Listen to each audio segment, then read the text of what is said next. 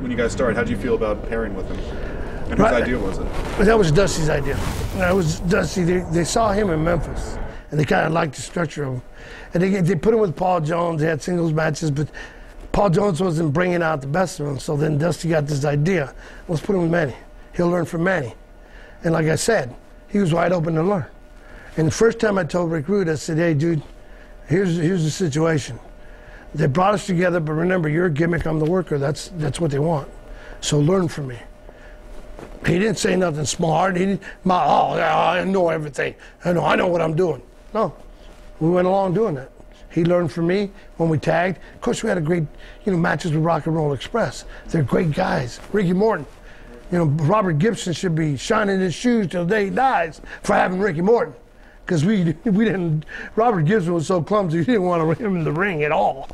We didn't run him in the ring at all. That's why we picked on Punky all the time, I called him Punky for Punky Brewster, but, we had great matches. There he learned. He learned from Rock. He learned from Ricky Morton and from me.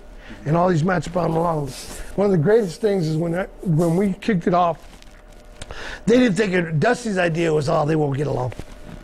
They won't last long. They didn't know that we meshed so good. It was just a shot in the dark.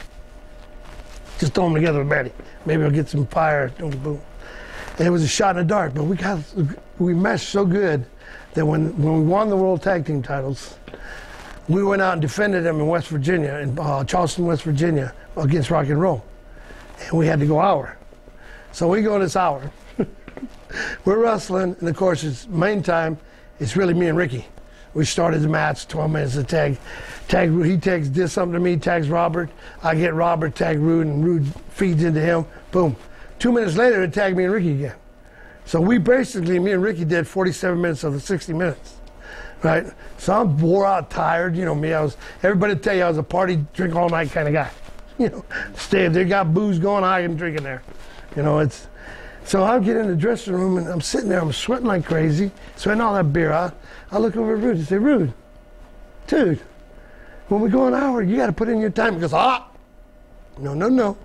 When we started this thing, you said, you're the worker, and I'm the gimmick. You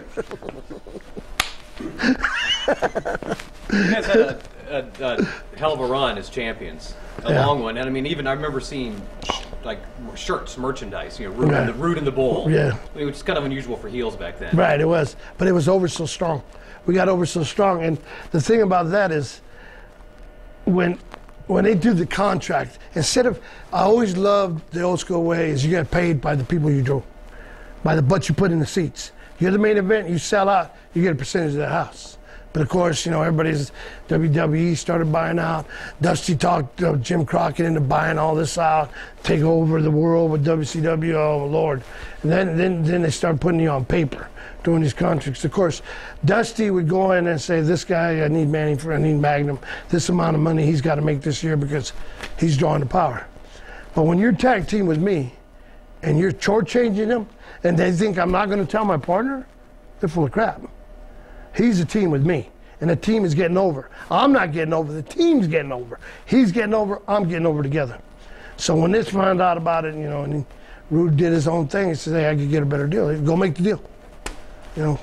They actually made him leave. That's a sad thing. They actually made him leave. Why do you say that? Because, they were robbing him. He was worth more. He was getting over now. People believed in Rude. If we went off like he had the strap match with Wahoo by himself, it was getting over now. They believed in Rude, that he could go away from me. When I went and wrestled Ricky singles, he went and wrestled Wahoo in shows. Like we had an A schedule and B schedule, WCW. Of course, the A schedule would go to the major cities with Dusty and Flair and Tully, all the little butt lickers. And the B schedule with me and Rude and Wahoo and Rock and Roll Express would go to Florence, South Carolina, and they'd go to a big city, Columbia, whatever. But they were getting mad because we were outdrawing them. The B team was kicking their butt when it came to, we did 33,000 people in Florence, South Carolina at the football stadium. It was packed. Hey, yo, say hello to the bad guy. And I'm smartening you up. You want to check out Title Match Wrestling? All the cool cats are.